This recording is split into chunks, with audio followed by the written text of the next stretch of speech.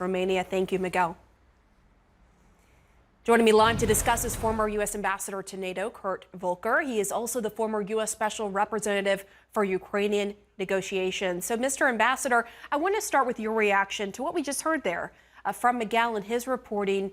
Do you think it's likely that these refugees will see their homes again? So many are still holding out hope for that.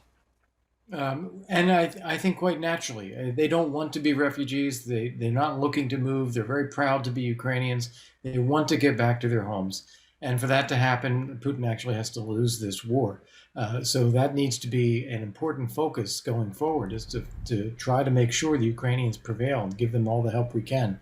And I do think that they will make it. I don't think Putin ultimately can take and hold Ukraine. So they will have an opportunity to go home. But it's just heartbreaking to see the situation they're in and the choices they're having to make now.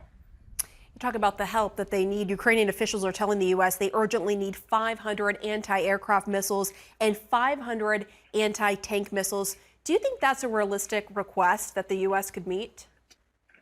Well, not alone. I think that it's up for all countries, the United States and our allies, to look at what we have in stores, to look at what we can give from our own military, and then fill behind with procurement to beef up our own military after having transferred that.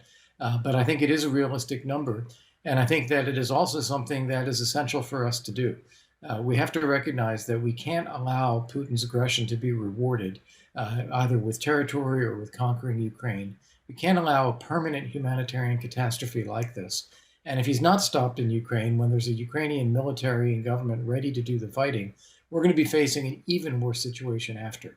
So it's essential that we give them everything that we can. President Biden, as you heard earlier, said that he is disappointed that he can't cross into Ukraine, but he will be meeting with refugees in Poland and he will be giving a major address, according to the White House. What would you like to hear from him on this? Well, a couple things. And first off, I'm so glad that he is doing that. I think it's an important symbol of the United States being present in Poland, meeting with the refugees, showing the human face of this conflict to the world, which I think is critically important.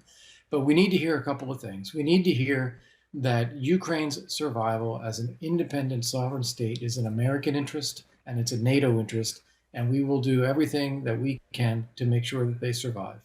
We need to see a great outpouring for the humanitarian relief effort, and we need to have a tough warning, as he has been doing already, tough warning against any use of weapons of mass destruction.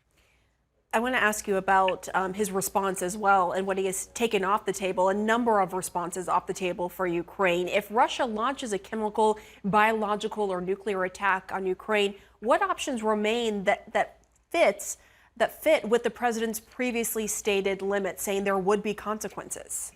Yeah, well, I think we have to stop putting limits on ourselves. What Putin has done in Ukraine is unconscionable and intolerable. So we should stop putting the limits out there in public and make Putin begin to wonder what it is we actually may do. The last thing he wants is to draw NATO or the United States or others into this conflict. He needs to be warned and he needs to be careful. As far as what things should be, I don't think it's wise, and I think the president is right. Don't tell in advance what we will do.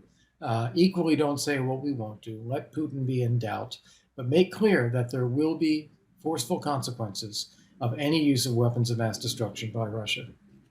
All right, Ambassador Kurt Volker, thank you so much for joining the show. Thank you. Resisting the Russians, new evidence Russian forces